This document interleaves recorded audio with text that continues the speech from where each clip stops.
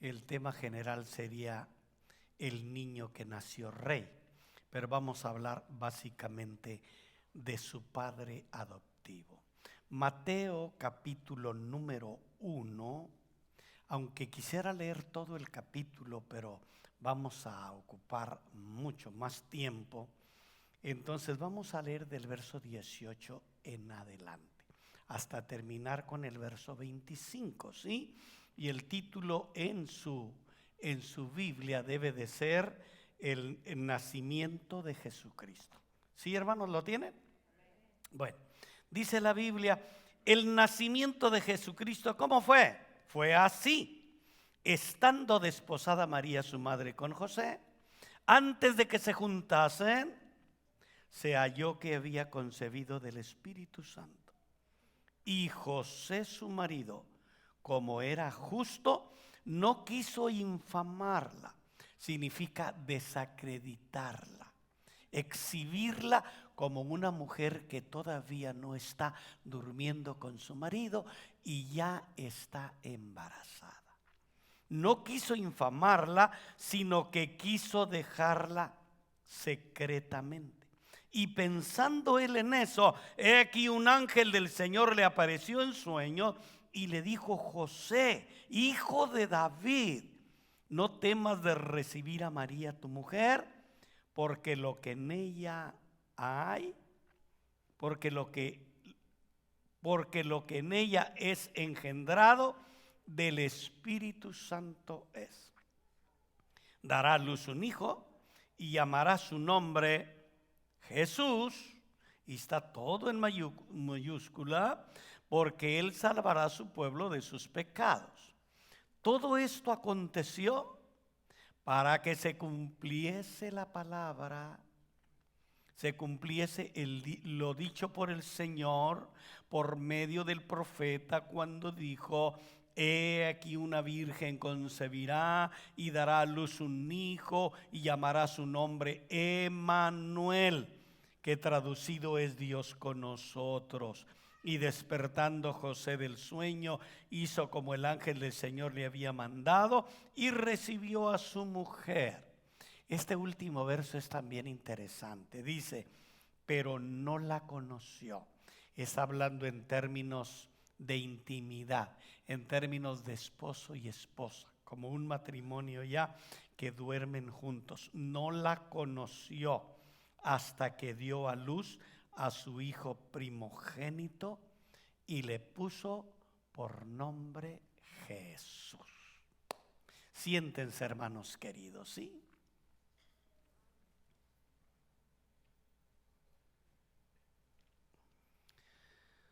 Amén. Bendito sea Dios. Tenía muchas ganas de verlos, hermanos, ¿sí? La semana pasada comí tacos de Vallehermoso y otras cosas más. Angélica, me acordé de ti allá.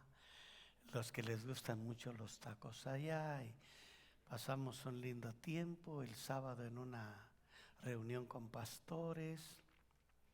El domingo allá en Vallehermoso predicando en el 72 aniversario de la iglesia, donde yo fui pastor casi 13 años y hace mucho que no estaba y me habían insistido, y aprovechando que andaba en el valle me brinqué el río y estuve ahí con ellos en el aniversario. Y bueno, ya estamos aquí ahora. Vimos el servicio así después en línea y pasaron un tiempo fantástico con Dios, con la alabanza, la adoración y la palabra bendita, ¿verdad? Bueno, hoy vamos a esperar que la gracia del Señor nos ayude. Este capítulo primero, todo este capítulo primero, tiene que ver con el milagro de milagros, con la encarnación de Dios entre nosotros, con el nacimiento virginal de Jesucristo. No le voy a hacer mucha historia, pero del versículo número 1 hasta el versículo 17 habla cosas muy interesantes que no le voy a mencionar para centrarme en el versículo 18. Pero solamente le diré que tiene que ver con toda la genealogía del Hijo de Dios, Jesucristo. Y para los judíos era muy importante la genealogía, saber quién es, quiénes fueron sus padres, dónde nació y si es judío de verdad.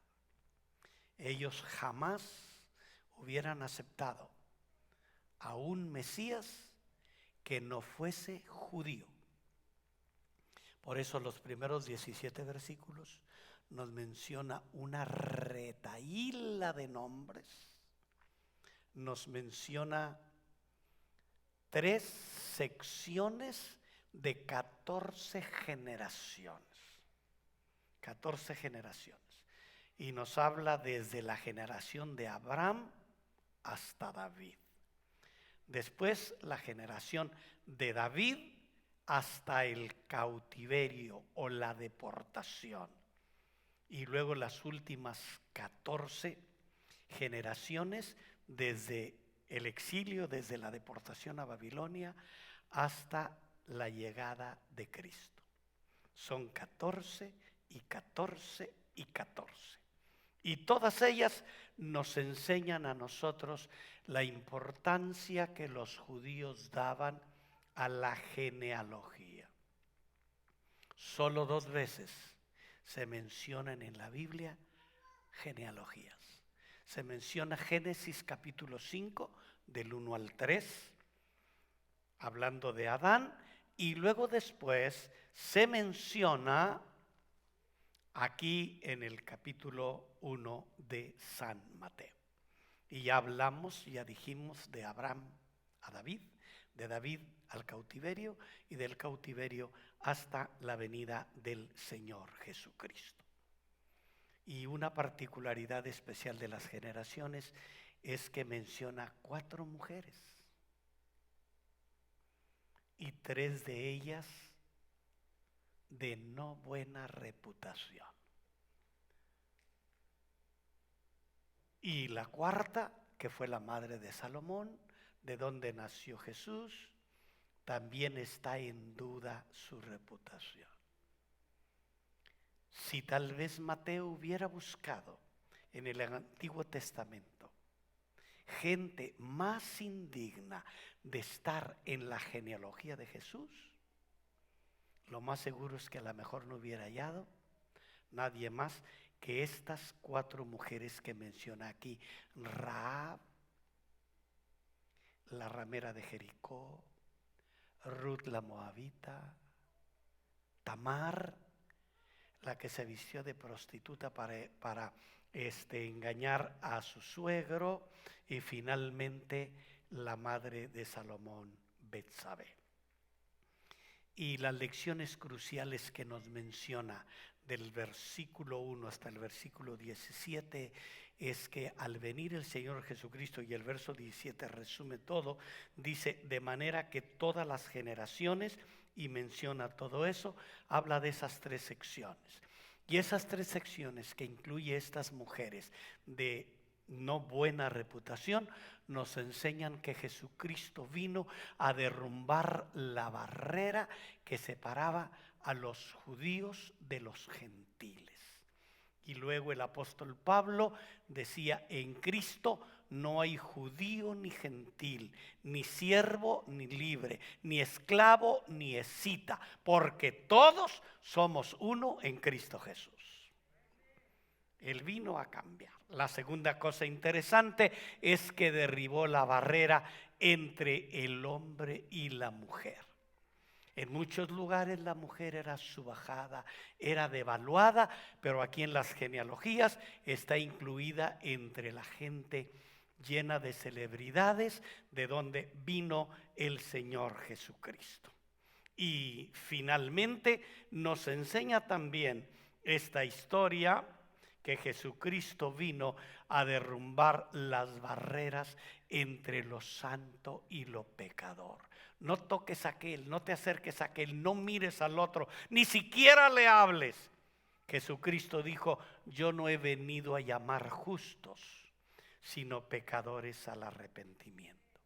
Y esas barreras las venció el Señor Jesucristo Es más, Ananías, aquel profeta un poquito anónimo que usted encuentra en el capítulo 9 del libro de los Hechos, está sorprendido que el Señor le dé un llamado y le diga: ve ahí a la calle que se llama a la derecha y allí está Saulo de Tarso, dile que yo lo he llamado. Y se asustó, dijo el Señor: pero no puede ser, ese tipo es malo, perverso, persigue a nosotros los cristianos, los mete a la cárcel, si es posible matarla. Y el apóstol Pablo, cuando habla de él, dice: yo doy gracias al Señor, porque siendo el más vil de los pecadores, Él tuvo misericordia y me hizo apóstol de Él. Mi hermano, son en cierta manera la historia de las generaciones resumida de una manera muy breve. Luego ya el versículo 18 que consideramos dice: el nacimiento de Jesús fue así. Puntualiza: así nació el Hijo de Dios. Así nació el Salvador del mundo. Así nació el que vino a darnos vida, paz y salvación. En una pequeña aldea al norte de Jerusalén, como a 7 días de viaje, por supuesto a pie. En el tiempo de Jesús no había los carros de hoy, no había los Toyota, los Chevrolet, no había. En camello, en burro o a pie. 7 días de camino de Nazaret hasta Jerusalén.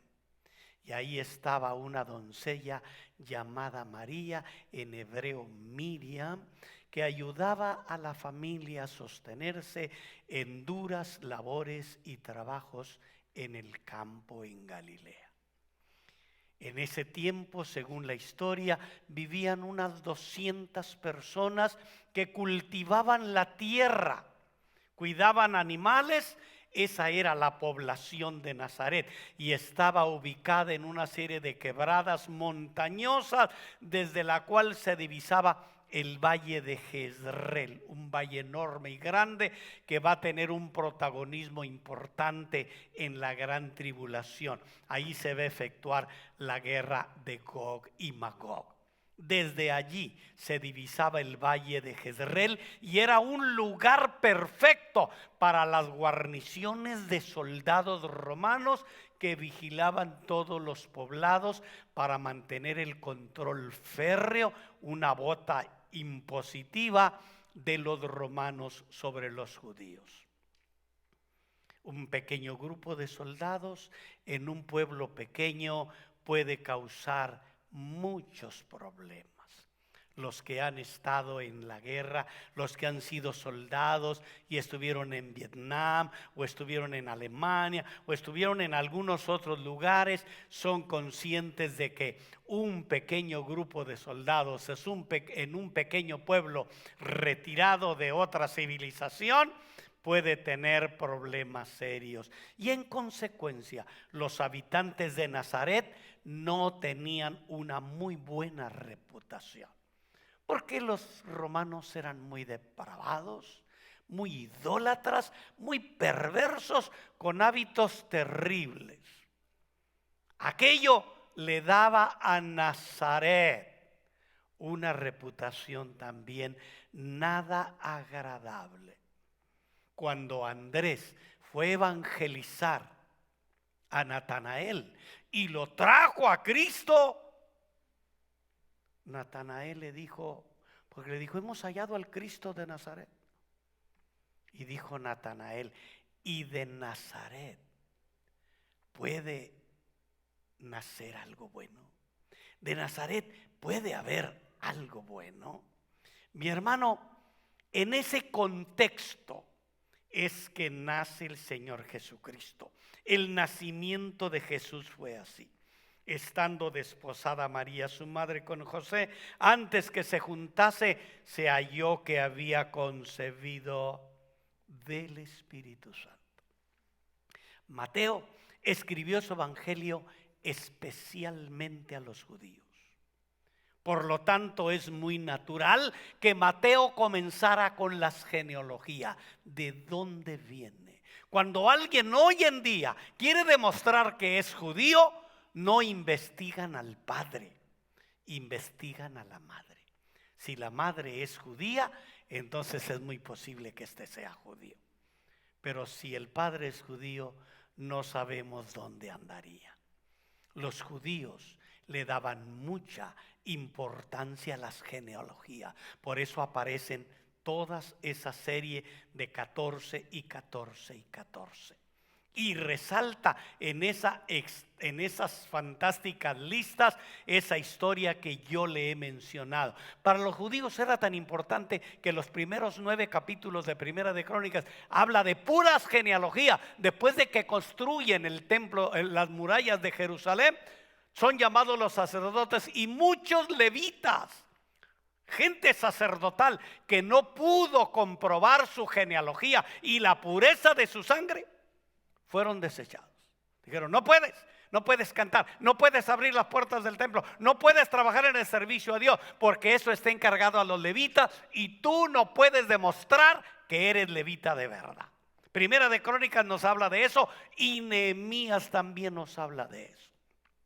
Por lo tanto, Jesús tenía que ser identificado como el Mesías, como el Cristo que habría de venir, y aparece esa historia. Y la Biblia nos menciona el nacimiento de Jesús, es así. María, su madre, con José, antes que se juntasen, se halló que había concebido. Cristo nace entonces para ser el Mesías Salvador.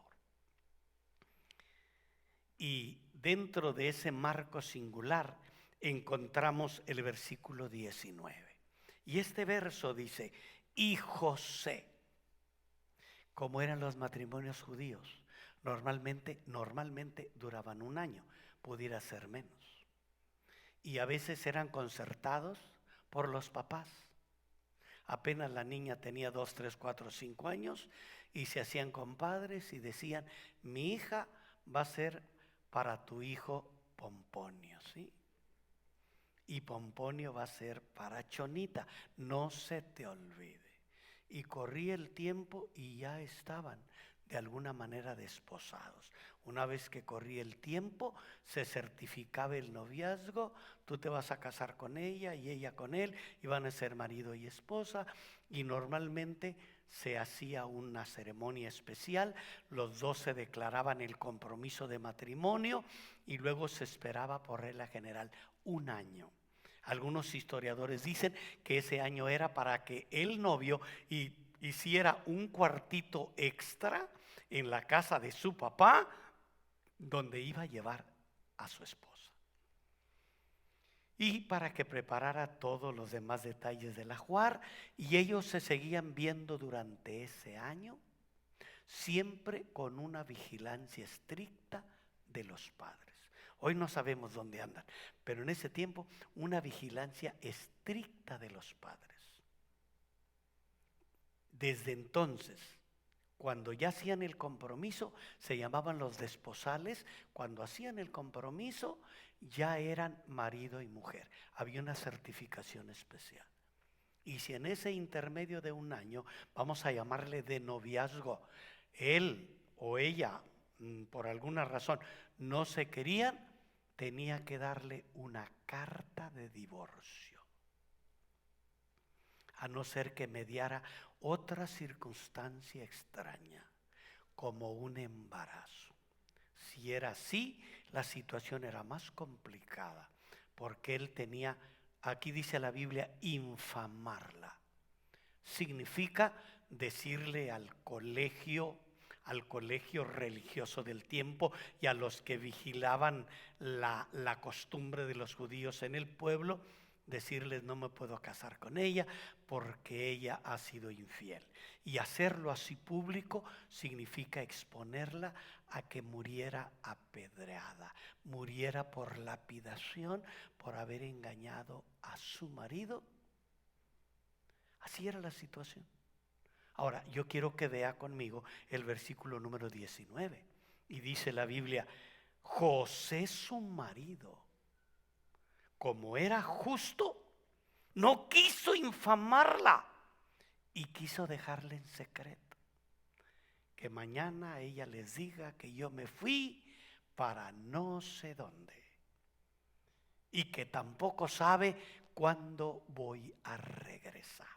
Y dice la Biblia, y pensando él en esto, he aquí un ángel del Señor le apareció en sueño y le dijo: José, hijo de David, no temas de recibir a María tu mujer, porque lo que en ella hay es engendrado por el Espíritu Santo. Primero resulta que está embarazada y ella le dice a él: ¿qué crees? Estoy embarazada, pero no me he metido con ningún hombre. No he estado con nadie. Esto es obra del Espíritu Santo. Tal vez si su mujer le dijera eso, usted no lo va a creer. Si la mía me lo dice, no le voy a creer. A ver. ¿Qué es eso del Espíritu Santo? ¿Así se llama el fulano o qué pasó? Así es que cuando María le comenta, él siente que el mundo se derrumba, que sus sueños matrimoniales, sus fantasías, las emociones ahora entran en una convulsión extraña y dice: la quiero mucho y no quiero que la apedreen. No quiero que le hagan daño, no quiero que ande de boca en boca, no quiero que sea el hazme reír de mi familia y que ella sea la burla de todo Nazaret. La voy a dejar en secreto. En medio de todo, era un buen hombre, hermano. Tenía buenas intenciones para ella en el sentido de no hacerle daño. Y mire, aquí es donde encontramos esta secuencia que le quiero mencionar, que José de alguna manera se convierte en el hombre olvidado de la Navidad. En la Navidad se habla mucho de los magos, de los ángeles, de Herodes, del niño, de los pastores. Y José no aparece más. Es el hombre olvidado en estas fiestas. La Biblia nunca habla más de José.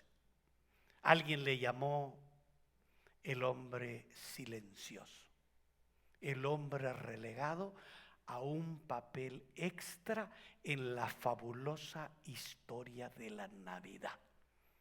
Aunque José era notablemente sencillo, fue sencillamente notable. ¿Por qué razón? 3 cosas le digo, o 4, en estos minutos que tengo ahí en el reloj. Número 1, José demostró el poder de la influencia y el poder de la obediencia a la palabra de Dios de una manera magistral. Y nos enseña 3 o 4 cosas singulares. La primera, el poder de la obediencia. Sin más nada, él piensa dejarla. Y dice la Biblia que un ángel le llama. Y los ángeles son protagonistas de toda la vida. Abraham le dio de comer a 3, por lo menos platicó con 3 ángeles. Jacob tuvo también un ángel ahí. Daniel tuvo un ángel también. A Jesús, después de la tentación, vinieron ángeles a fortalecerlo y a servirle. Aparecen los ángeles. Y aquí José no es la excepción, porque dice la Biblia que se le apareció en sueños un ángel y le dijo: José, hijo de David, no temas de recibir a María tu mujer, porque lo que en ella es engendrado es del Espíritu Santo. Él, dice la Biblia, el verso 21, que el ángel explica, agarra bien la onda, José. Mira, ella va a dar a luz un hijo y le vas a poner por nombre Jesús, porque él salvará a su pueblo de sus pecados. Dice la Biblia, y todo esto aconteció para que se cumpliese. Y el verso 24 es bien importante. Dice, y despertando José del sueño. ¿Cuándo obedecemos al Señor nosotros? ¿Y cómo le obedecemos? Despertando José del sueño, dice, hizo como el ángel del Señor le había mandado, y fue y abrazó a María, la colmó de besos y de cariño, y vivió con ella durante 1 año hasta que ella se alivió, sin tocarla íntimamente, sexualmente. El ángel le había dicho, ese será el Salvador del mundo, será el Rey. Y José mantiene una obediencia increíble. No todos son así. Usted lee más adelante o en Lucas la historia del profeta Zacarías. Y le dijo el ángel, tu mujer concebirá y va a dar a luz un hijo y le vas a poner por nombre Juan. Y él era muy viejo, ya había pasado la edad de la fertilidad y ella era estéril. Dijo, no puede ser, Señor, no, mira la edad que tengo y mira que ella es estéril. Y el Señor muy sencillamente le dijo, ¿sabes qué? Así va a suceder como yo digo. Pero tú no vas a volver a hablar, te vas a quedar mudo, le dijo el ángel, hasta que veas con tus ojos al niño llamado Juan. Y cuando Juan nace y luego lo traen al templo para hacer la circuncisión y declarar cómo se llama, aparecieron muchos nombres y él sabía cuál, pero estaba mudo. Le vas a llamar Juan. Y cuando ya habían pensado en algún nombre tal vez extraño, o Isaías o Jeremías o Moisés o qué sé yo, Dios le desató la lengua y dijo, Juan será su nombre. Tiene sus consecuencias, hermano, no ser obediente. Él se quedó mudo. Otros perdieron el reino como Saúl y otros perdieron la vida como Samson. María dudó el mandato del ángel. ¿Cómo puede ser esto? Escribe Lucas. Siendo yo una virgen doncella, el Espíritu Santo vendrá sobre ti y te hará sombra. Por lo tanto, el que nacerá de ti será hijo del Altísimo. Nada complace más a Dios que la obediencia. Abraham, dice la Biblia, que Dios le dijo, sal de tu tierra y de tu parentela y vete a la tierra que yo te mostraré. ¿No me puedes dar una ayudadita, Señor? Tengo ganado, tengo gente, tengo familia, la tierra es buena, es fértil, hay más gente o yo solo, ¿qué va a pasar? Tú vete a la tierra que yo te mostraré. Hermano, ser obediente complace maravillosamente a Dios. Abraham fue obediente. Noé, hazte un arca. Soportar la burla de la gente por 120 años, cuando ni la lluvia se conocía. Mi hermano Abraham y Noé y Daniel y los hebreos, ¿cuántos tomaron la palabra de Dios con una seriedad tan profunda que la obedecieron hasta el fin y fueron recompensados? Noé se salvó con toda la familia. Abraham fue llamado amigo de Dios y padre de la fe. Los hebreos fueron librados del horno de fuego. Daniel fue librado de los leones. Y todo aquel que oye la palabra de Dios, dijo Cristo, y la cree, es llamado hijo de Dios. Y no son engendrados de voluntad de carne, ni de sangre, ni de varón, sino de arriba, de Dios. La primera cosa que aprendemos de José es que fue obediente. ¿Tuvo temor? Claro que sí. La Biblia dice que tuvo temor. Pero en medio de eso, el ángel le dijo: no temas de recibir a María tu mujer. Podemos servir a Dios en medio del temor. La valentía sin temor no es valentía. Se requiere valentía para enfrentar el temor y luchar contra las adversidades y vencer. Y él tuvo temor, pero el ángel se acercó a decirle: no temas. En medio de todo eso debemos de confiar en la palabra de Dios, así como José confió plenamente su futuro a la palabra de Dios. La segunda cosa que encontramos en este hombre olvidado de las Navidades es las consecuencias de obedecer a Dios. La obediencia a Dios siempre tiene consecuencias personales inmediatas, así como la desobediencia. Jonás, ve y predica a Nínive, una ciudad corrompida, porque su pecado ha llegado hasta mí y he decidido destruirlo.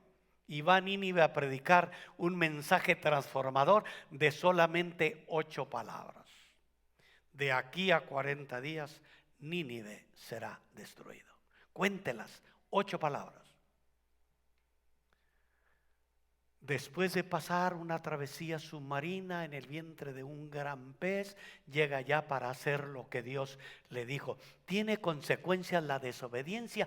Claro que sí, pero tiene consecuencias la obediencia. También las tiene, y mucho mejores. José aprendió, recibió a María, su mujer, y no la conoció hasta que dio a luz a Jesús, el Hijo de Dios. José probablemente era un hombre joven. Las consecuencias inmediatas de su obediencia fue vivir con María en suprema castidad hasta que naciera el bendito Hijo de Dios. Mi hermano, todo aquel tiempo, Él veló por ella, Él cuidó por ella, Él alimentó a ella, Él la cuidó con el bebé mientras estaba creciendo, protegió a cuidarlo en todo, porque fue un hombre que obedeció en medio de sus temores, y la obediencia siempre trae consecuencias. Obedecer a Dios implica estar aquí, hermano. Una lluvia incesante que había cuando veníamos. Algunos llegaron con agua aquí. Pero José también, hermano. José tuvo que ir a Belén porque se le ocurrió a Tiberio César hacer un censo. Y tenía que ir a la tierra de Belén porque estaba escrito: y tú, Belén de Judea, no eres la más pequeña de las tierras de Judá, porque de ti saldrá un guiador que apacentará a mi pueblo Israel. Y tú, Belén, era la tierra del gran rey David. A él es llamado Jesús, hijo de David. Jesús, hijo de David. Y nació en Belén, donde había nacido David mucho tiempo antes, porque tenía que ser así, porque este libro bendito ha de cumplirse. En todas las cosas buenas que hay para el mundo y en todas las cosas malas que hay para el mundo, profecía, esto se va a cumplir, le guste a la gente, al mundo, a los cristianos o a los inconversos. Esto se va a cumplir. Hay que creer la palabra de Dios. Tuvo que ir a Belén, un viaje tortuoso, doloroso, aflictivo, con ella embarazada, y nació ahí en un pesebre. Y tuvo que darse una escapada extraña. José, toma a María y al niño y vete a Egipto, porque procuran su muerte. Dios sabía que Herodes había tramado matar en Belén a todos los niños de 2 años para abajo. Dijo: entre ellos se va a morir ese llamado Rey Jesús. Pero vino el Señor y le dijo: vete a Egipto. Y fue obediente. La obediencia tiene consecuencias. Tienes que ir a Belén, hay que empadronarse.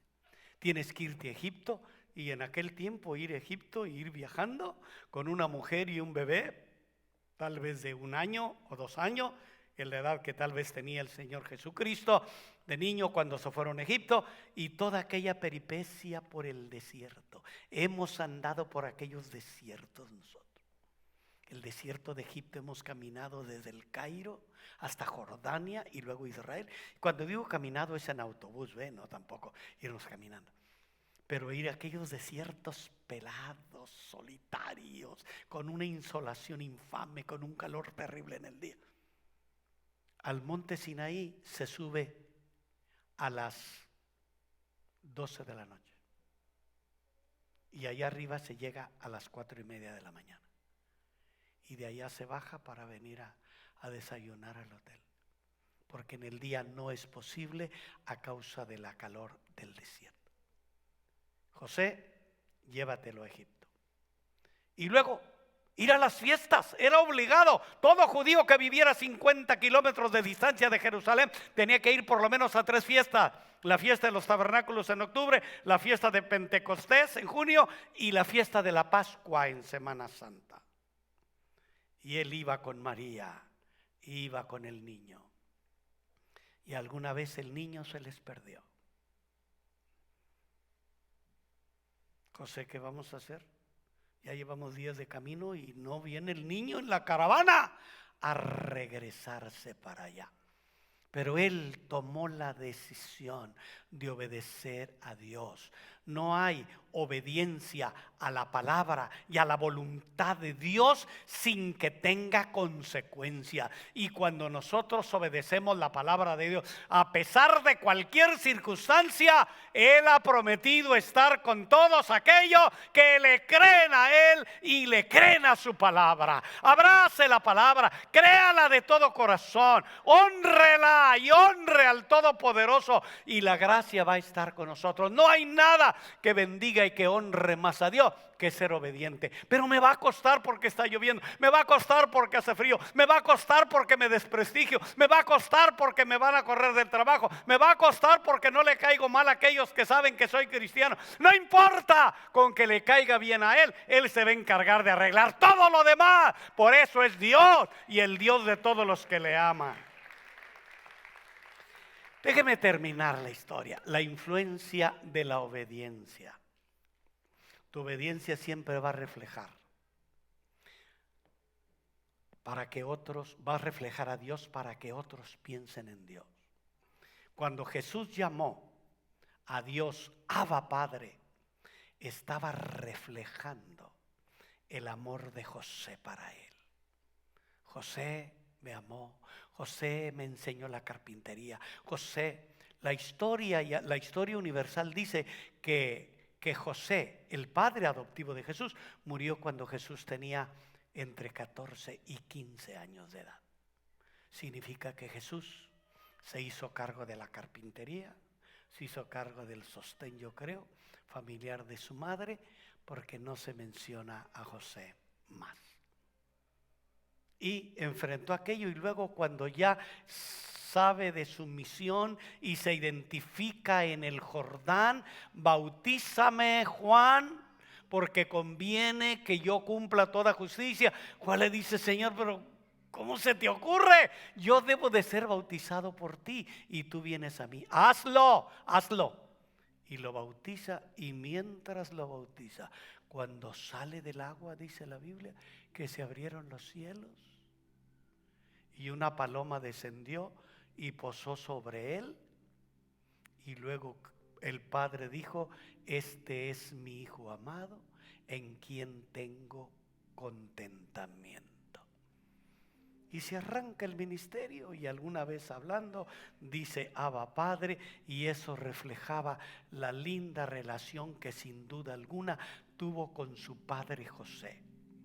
El carcelero de Filipo se convierte ahí en la cárcel, cree en Jesús, acepta el evangelio y él ejerce su poder de influencia y saca a Pablo y saca a Silas y dice, vayan a mi casa y háblenle a los míos porque ellos deben de creer como yo y convertirse como yo. Y van hasta allá, los cura, les da de comer, los atiende, cree toda su familia en el evangelio, aprovecha en bautizarlos Pablo. Y después de eso lo regresa a la cárcel. Un pastor predicaba hace unos días acerca de cómo bautizan en la China comunista que está viviendo. La iglesia más grande que hay ahorita en el mundo está en China. Y ellos no pueden tener templo, ni pueden reunirse como nosotros, ni pueden cantar en público, ni pueden exhibir sus Biblias donde quiera. Y es la iglesia más creciente en el país más grande del mundo, con más de 1.300 millones de habitantes. Está la iglesia más grande que no tiene templo.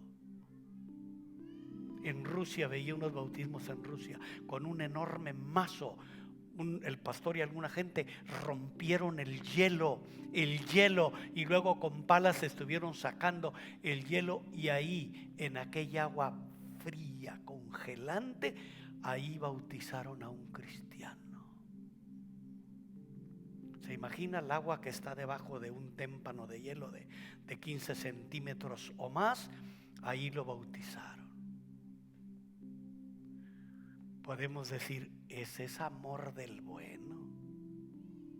Bueno, Dios quiere que nuestro amor sea así.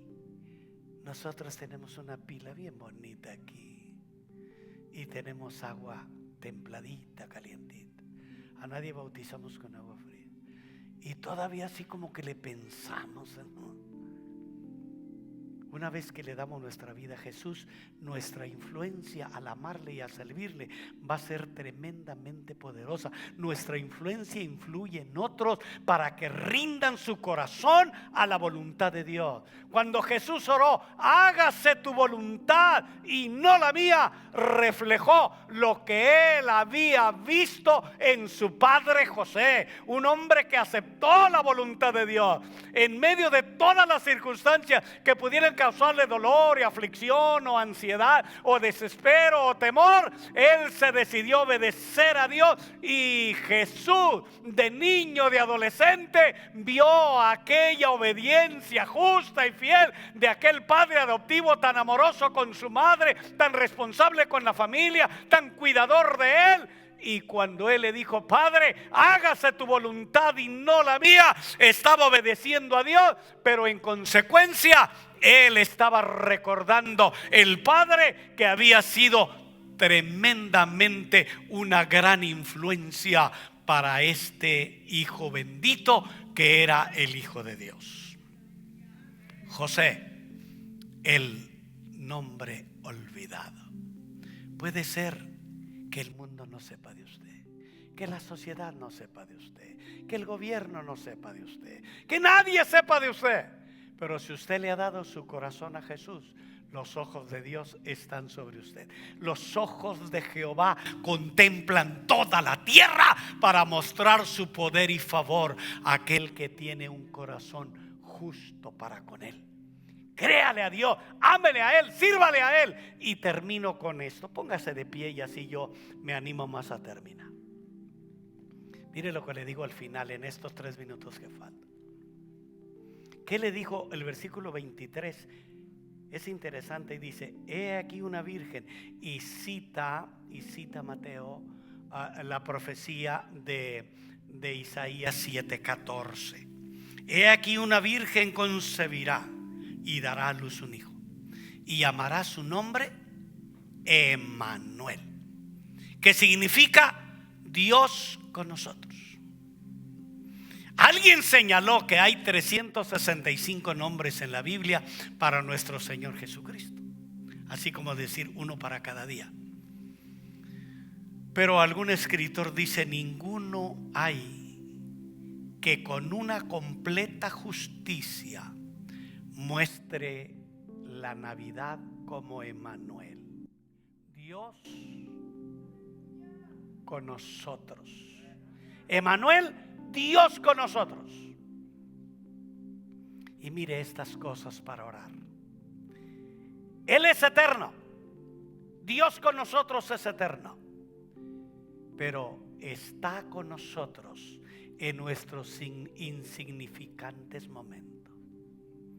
Dios con nosotros es omnipresente, pero está en nuestros insignificantes lugares.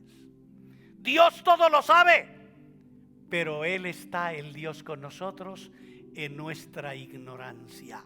Él es omnipotente, todo lo puede, pero el Dios con nosotros está en nuestras debilidades. Él es invisible, pero se hizo visible en la primera Navidad a través del niño de Belén. Y Dios, en su grandísima perfección y santidad, está con nosotros en nuestra pecaminosidad, en nuestra debilidad, en nuestros temores, en nuestro todo lo malo. Él se hace presente porque Emmanuel es Dios con nosotros. Y yo creo que está con nosotros si estamos enfermos. Está con nosotros si estamos en algún peligro. Está con nosotros si celebramos alguna fiesta. Él es Emmanuel, Dios con nosotros. Y si alguna vez le toca el dolor o la enfermedad, diga: Emmanuel, tú estás conmigo. Y siendo todopoderoso, yo quiero tu bendición y tu salud y tu poder. ¿Por qué no alzamos las manos al cielo y hago una pequeña oración a Emmanuel? Él está con usted, Él está conmigo, Él nos ve donde quiera que estemos, aunque el mundo nos desconozca, aunque nadie sepa de nosotros. Señor, tus ojos están sobre mí, como estuvieron allá en Belén, en aquel lugar donde el pastor David cuidaba aquellas ovejas y mandaste por él para ungirlo para ser rey. Bendito Señor, te damos muchas gracias esta mañana porque tú eres Dios con nosotros. En nuestras debilidades eres omnipotente, en nuestras necesidades eres suficiente, en nuestros dolores eres médico, en nuestras soledades eres nuestra mejor compañía. Te entregamos nuestro corazón, nuestra vida, nuestra familia, nuestra iglesia, nuestra ciudad, nuestra nación. Señor, ten misericordia. Tú eres Emmanuel, tú eres Dios con nosotros. Ven, Señor, en los caminos solitarios, ven en los momentos llenos de gente, ven en las necesidades más apremiantes, ven en las fiestas más emotivas. Ven a estar con nosotros. Te doy mi corazón, te doy mi vida, te entrego mi ser a ti, Señor. Quiero que tú seas mi Señor y mi Salvador ahora y siempre, Señor. Amén. Amén. Amén. Dele un fuerte aplauso al Señor Jesucristo.